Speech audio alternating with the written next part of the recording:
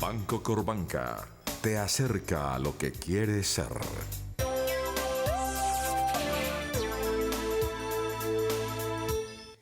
Muy buenas noches. Se alista para la próxima semana, jueves y viernes próximos, un Consejo de Ministros inaudito. Se realizará en Puerto Inírida, capital del Guainía. Nunca antes, jamás, había ocurrido una celebración de un Consejo de Gabinete en una región tan alejada y tan, hay que decirlo, abandonada. Desde cuando llegó a la dirección ejecutiva de la Federación de Departamentos del país, el exministro Amílcar Acosta se dedicó a solucionar entuertos y a defender a las regiones. Primer tema, hay un enredo, doctor Acosta, sobre el plan de desarrollo que plantea cosas que a ustedes o a usted como representante de los departamentos no les gusta, como el monopolio de licores que hasta hoy mantienen, o el monopolio de rifas, juegos y espectáculos que hasta hoy conservan. ¿Cómo es el problema? Bueno, Yamid, muy sencillo. En el plan de desarrollo se ha propuesto, en el caso de los licores y de los juegos de suerte y azar, desarrollar algunos aspectos que tienen que ver con el monopolio rentístico, que la propia Constitución reserva para que sean reglados a través de un régimen propio. Por eso consideramos improcedente que esos temas se estén tramitando a través de un plan de desarrollo que nada tiene que ver con el régimen propio de los monopolios rentísticos, con lo cual quiero significar que sería inconstitucional, y eso no resiste, Yamid, un análisis por parte de la Corte Constitucional, porque se cae de su propio peso. Pero hablamos un poquito de las rentas que reciben los departamentos por licores. Las fábricas de licores se han acabado, eso ya no existe. Es decir, quedan 5 o 6 departamentos con fábricas de licores. ¿El monopolio en qué consiste? Bueno, el monopolio rentístico, en el caso de los licores, sí, es la capacidad y la competencia que tienen los departamentos para establecer reglas en materia de introducción, de distribución y venta de los licores en la jurisdicción de cada departamento. Distintos a los que el departamento, a lo que la fábrica produce. Sí, claro. Okay. En ese sentido se establece por parte de los distintos departamentos el impuesto, el gravamen que deben pagar los licores que no son propios de los departamentos para su introducción y distribución en el departamento. Lo que se ha venido demandando hace rato, Yamid, y con eso están de acuerdo los gobernadores y están de acuerdo la fábrica de licores, es que no se puede seguir con prácticas discriminatorias de tal manera que las reglas sean las mismas para todos los licores importados y nacionales. Lo que no comparten los gobernadores y los departamentos es que vayamos más allá de los compromisos adquiridos por el país en los tratados internacionales que dejan a salvo los monopolios rentísticos de los licores, y aquí lo que se está proponiendo en la práctica es la eliminación del monopolio cuando se dice que los departamentos no podrán limitar en forma alguna la introducción, la distribución y la venta, con lo cual, Yamid, los días para esas 6 fábricas de licores que existen en el país estarían contadas. Y recordemos que los departamentos reciben unos ingresos no solamente por concepto del recaudo del impuesto que deben pagar esos licores, sino también por las utilidades que genera las fábricas de licores. En este caso, si desaparecen las fábricas de licores, pues sería una renta que dejaría de percibir el departamento, que tiene destinación específica para la salud. Pero, doctor Acosta, el ministro de Hacienda dice que no, que eso no es así, que el plan de desarrollo no elimina el monopolio de los departamentos que hoy mantienen sus fábricas de licores. Bueno, Yamid, no se dice explícitamente que se terminan los monopolios, pero cuando se dice que los departamentos se tendrán que limitar, si entra en vigencia esa norma, solamente a registrar los licores que quieran comercializarse, que quieran distribuirse en su jurisdicción y que además les quedan solo 15 días hábiles para hacerlo, Sí. y si no lo hacen, ahí funciona el silencio administrativo, pues en la práctica estamos hablando de eliminar el monopolio. Si se limita a registrar. Solamente. Y ahora, exministro, la situación de los departamentos parece preocupante porque por una parte, pues lo que usted denuncia sobre menores ingresos por monopolio de licores y de juegos y espectáculos. Por la otra, el bajón en el ingreso de regalías como consecuencia del bajonazo también del petróleo. Por la otra, simultáneamente viene la necesidad de que los departamentos colaboren en el post-conflicto. ¿De dónde van a sacar el dinero? Bueno, Yamit, digámoslo claramente, si hablamos de lo que va a costar el posconflicto, partamos de la base de que el conflicto le está costando mucho más al país de lo que nos va a costar el posconflicto. Pero la realidad a la que estamos enfrentados es a una caída bastante significativa de los ingresos que va a recibir la nación y los territorios. Y yo diría que los más golpeados con lo que está pasando con los precios, no solamente del petróleo, Yamit, porque es que los precios del carbón han caído como el 38%, los precios del oro han caído como el 24% y los precios del ferroníquel han caído como el 36%, y esos productos sumados son el 70% de nuestras exportaciones y es la fuente generadora de regalías.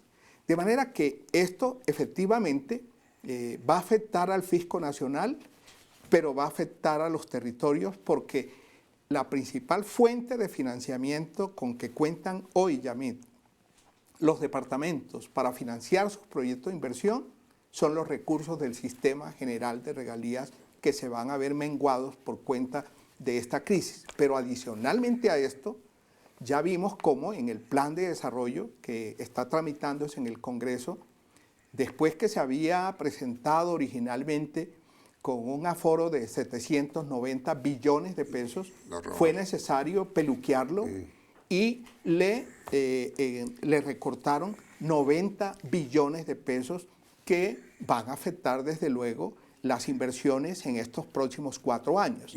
En esas circunstancias, lógicamente, tendrán que hacerse esfuerzos adicionales tendientes a la consecución de los recursos para financiar todo lo que viene el posconflicto. El presidente de la República acaba de crear el fondo que va a nutrir precisamente esta política de atención y reparación de víctimas, de restitución de tierras, y lo que estamos demandando desde las regiones, Yamit, es que esos recursos no se queden en Bogotá.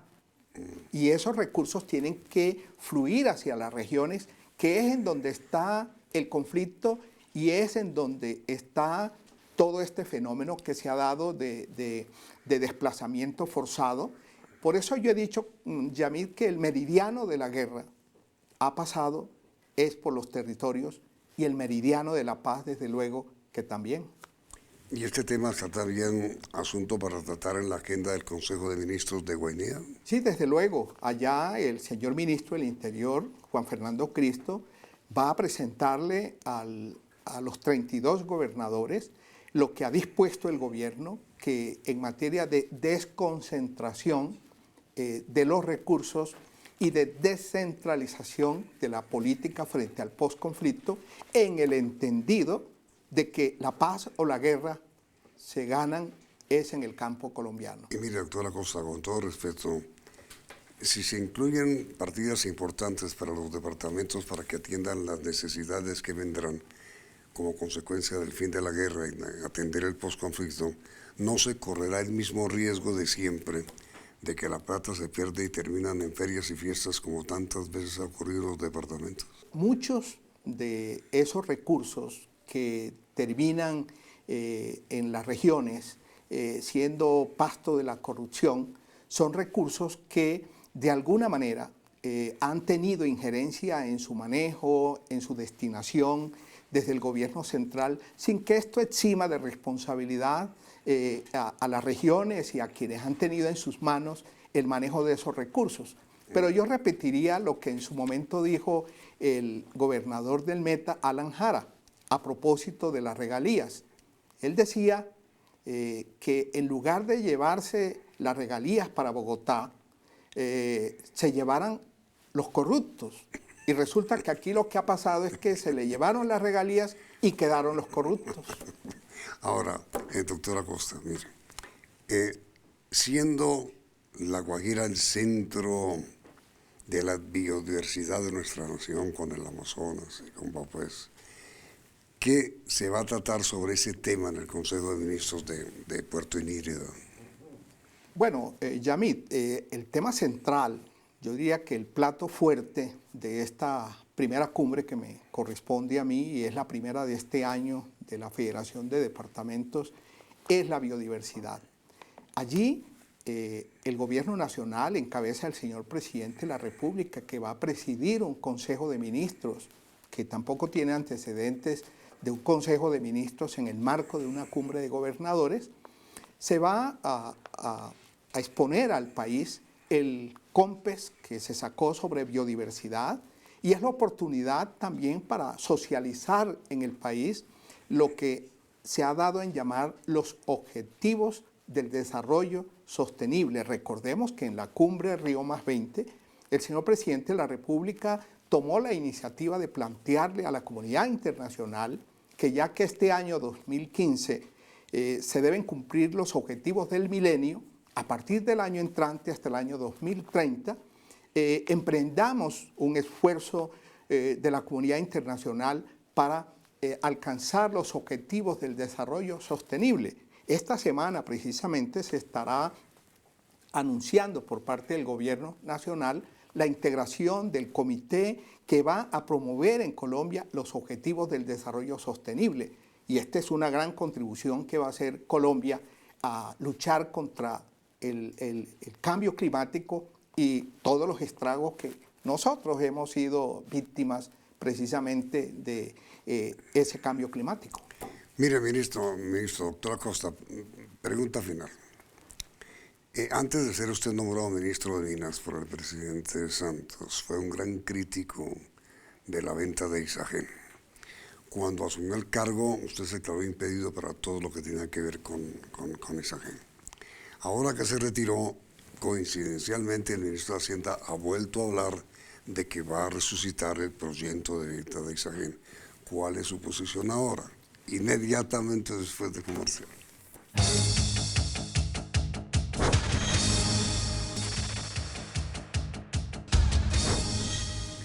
Isagen, doctor Costa. Yamil, yo pasé por el Ministerio de Minas y Energía sin romperme ni mancharme en mis posiciones, que particularmente en el caso de la venta de Isagen, sigo pensando que no es la mejor decisión. Y menos ahora, cuando ya el proyecto de Hidrosogamoso, que es el proyecto más importante que se ha ejecutado en el país en los últimos años, que le está incorporando 800 megavatios de potencia a la capacidad instalada del país. Estamos hablando, Yamí, del 8% de la capacidad de generación del país. Enajenar ese activo tan importante para el país es poner en riesgo hacia el futuro la capacidad del Estado de garantizarle a este país la firmeza y confiabilidad en la prestación de un servicio tan esencial como es la energía eléctrica, y quedar en manos de los intereses privados. Me parece que en la medida en que el Estado mantenga este activo, mantenga a Isagen, el Estado va a estar en capacidad de poder intervenir en el mercado cuando ello sea indispensable. Recordemos que el lema de la tercera vía de la cual el señor presidente de la República junto con Tony Blair son los dos grandes mentores de esta nueva ideología, es tanto mercado como sea posible y tanto Estado como sea necesario. Pero cuando sea necesario que el Estado intervenga, hay que tener con qué intervenir. Y la manera que tiene el gobierno de garantizarle a este país que no vamos a tener un nuevo apagón es que conserve un activo de la importancia de Isagen, que además le va a seguir generando al país, Yamit, recursos. Porque una vez que vendamos a Isagen, ya hacia el futuro, los recursos que hoy le generan a Isagen tendrán que arbitrarse por otros medios, que podrá ser mayor endeudamiento o más impuestos, porque no la podemos vender sin una sola vez, porque como dice el campesino, uno no puede pretender comer carne y seguir tomando leche de la misma vaca. Doctora Amílcar, muchas gracias. Muchas gracias. Mire, la pregunta para nuestros televidentes es esa. Usted, el ministro de Hacienda ha vuelto a hablar sobre la resurrección del proyecto de vender a Isagen. Isagen es el conjunto de todas las hidroeléctricas que hay en Colombia, para que si tienen alguna duda. ¿Son ustedes partidarios, sí o no, de vender a Isagen? Los resultados de este sondeo saldrán al final de la emisión. Doctor Acosta, muchísimas gracias. Muchas gracias a ti, Yamil. Vienen las noticias del día en la emisión central de CMI.